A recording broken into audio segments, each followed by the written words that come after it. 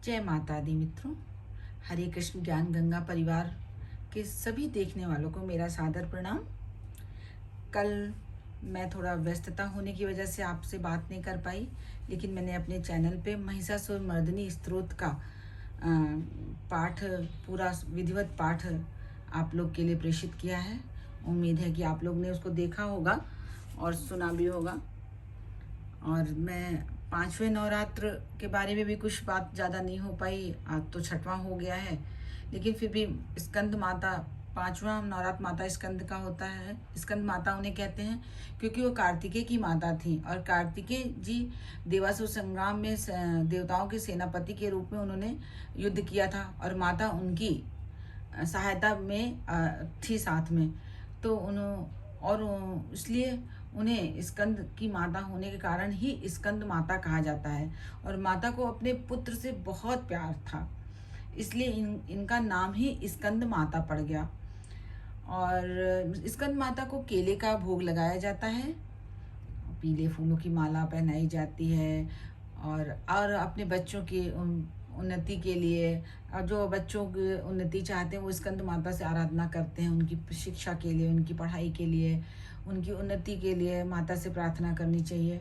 स्कंद माता तो माँ है, और माँ तो खैर माँ तो सभी ही हैं, लेकिन स्पेशली पुत्र और माता का जो रिश्ता होता है वो स्कंद माता के रूप में हम माँ के स्वरूप में हम मानते हैं। और माँ पुत्र का तो रिश्ता अद्भुत होता है। आज छठवां नवरात्र है। छठवां नवरात्र माँ कात्यायनी देवी का होता है। माँ कात्यायनी देवी को शहद का भोग लगाया जाता है। ऐसी मान्यता है कि मतलब शहद का भोग लगाया जाता है। और धार्मिक मान्यताओं के अनुसार कात्यायन ऋषि देवी के बहुत बड़े उपासक थे। कात्यायन ऋषि सभी लोग जानते होंगे। कात्यायन ऋषि तो उन्होंने देवी की इतनी पूजा की कि देवी प्रसन्न होकर उन्हें एक आशीर्वाद दे गई कि मैं आपके घर में पुत्री रूप में आपके यहाँ जन्म लूंगी।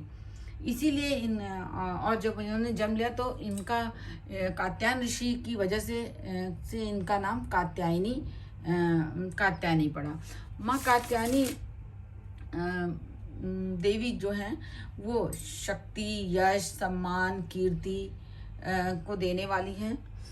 इनकी आराधना, पूजा लोगों को करनी चाहिए, जिससे हाँ बुद्धि का विकास हो और उन्नति हो, तरक्की हो, व्यापार में वृद्धि होती है माँ कात्यायनी की पूजा करने से।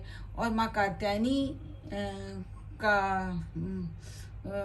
सब, वैसे तो सभी माँ ही असुरों का विनाश करने के लिए और गलत शक्तियाँ, जब धरती पे निगेटिविटी बढ़ जाती है, मतलब विपरीत शक्तियों का प्रभाव ज़्यादा हो जाता है, तो उसका नाश करने के लिए भगवान किसी न किसी रूप में आते जरूर हैं। जैसे रावण का नाश करने के लिए राम जी आए थे, वैसे सभी असुरी शक्तियों को, असुर जब ज़्यादा बढ़ जाते हैं पृथ्वी पर, धरती पर, हर युग में, सतयुग हो, त्रेता हो, कलयुग हो, तो भगवान किसी न किसी रूप में आते हैं। वो कलयुग में भी होगा।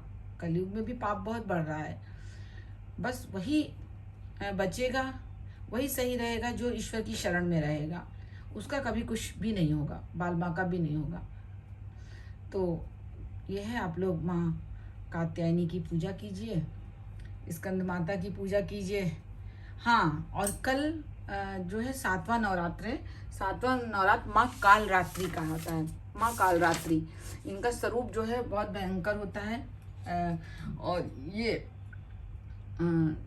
माँ कालरात्रि को गुड़ का भोग लगाया जाता है। और इनका भी प्रादुर्भाव धरती पे पाप बढ़ा था, तभी भगवान सभी देवताओं ने इनको अपनी अपनी शक्तियाँ देके इनका असुरों को नाश करने के लिए इनका जन्म किया गया था। और माँ कालरात्रि का को शत्रुओं से, अगर किसी को शत्रुओं से परेशानी हो, शत्रुओं से भय लगता हो और किसी का अज्ञात शत्रु हो, तो काली कवच बहुत अच्छा है। वो कहाँ मिलेगा? गीता प्रेस की किताब में है मैं नेक्स्ट वीडियो में बता भी दूंगी आपको कि किस पेज नंबर पे है, किस बुक में है। स्त्रोतावली में होगा मेरे ख्याल से, मैं देख के आपको कंफर्म बताऊंगी कि कहाँ पे है। वैसे जयंती मंगला काली भद्र काली कपालिनी दुर्गा क्षमा शिवा दात्री स्वाहा सुधा नमोस्तुते, ये तो माँ का, ये तो एक अद्भुत मंत्र है शक्ति प्रदान करने के लिए। ओम दुंग दुर्गाय नमः, ये भी एक अद्भुत मंत्र है माँ का। तो जिसको कुछ भी ना आता, ओम दुंग दुर्गाय नमः, ओम दुंग दुर्गाय नमः, इसका पाठ करे तो माँ इस छोटे से एक मंत्र से प्रसन्न हो जाती हैं। और माँ का सबसे अद्भुत मंत्र ओम ऐंग ह्रीं क्लीं चामुंडाय विच्चे। ये मंत्र कहाँ से हुआ, कैसे उत्पत्ति है, इससे क्या शक्ति है, मैं इसके बारे में, इसकी व्याख्या, इस मंत्र की व्याख्या मैं नेक्स्ट वीडियो में करूँगी, क्योंकि बहुत बड़ा हो जाएगा। या नवरात्र के बाद, या 8वें या 9वें नवरात्र पे ओम ऐंग ह्रीं क्लीं चामुंडाय विच्चे के बारे में बताऊंगी। इस मंत्र में कितनी शक्ति है, कितना इसमें इसका अर्थ क्या है, ऐंग क्या है, क्लीं क्या है, चामुंडाय क्यों कहा गया, विच्चे क्यों कहा गया, नमा नमा तो स्तुति है, प्रणाम का प्रतीक है। तो इसके बारे में अच्छे से मैं आपको बताऊंगी। इस पे एक छोटा सा एक पूरा ही आप लोग के लिए डालूंगी कि सब लोग ओम ऐंग ह्रीं क्लीं चामुंडाय विच्चे बोलते हैं, लेकिन शायद कुछ लोगों को पता होगा, कुछ लोगों को नहीं पता होगा। मैं इसको छोटे में करके सरल भाषा में, अपनी आप लोग से बात करने वाली भाषा में, जैसे साधारण सबको समझ में आए। और इस मंत्र में कितनी शक्ति है, इतनी शक्ति है कि इंसान कुछ भी कर सकता है। इस मंत्र का जाप करके कुछ भी प्राप्त किया जा सकता है। बस मन में श्रद्धा हो, भाव हो, विश्वास होना चाहिए भगवान माँ के प्रति, ईश्वर के प्रति, शक्ति के प्रति आपका विश्वास अडिग होना चाहिए। अगर आपका विश्वास सही है तो आप सब कुछ प्राप्त कर सकते हैं। हाँ, विश्वास नहीं है तो आप माला जपते रहिए, कुछ जपते रहिए, कुछ नहीं होता। तो मैं आप लोग को सादर प्रणाम करते हुए अपनी वाणी को विराम दूंगी। जय माता दी, सभी को मेरा सादर नमन। हरे कृष्णा, श्री हरि विष्णु के चरणों में मेरा नमन।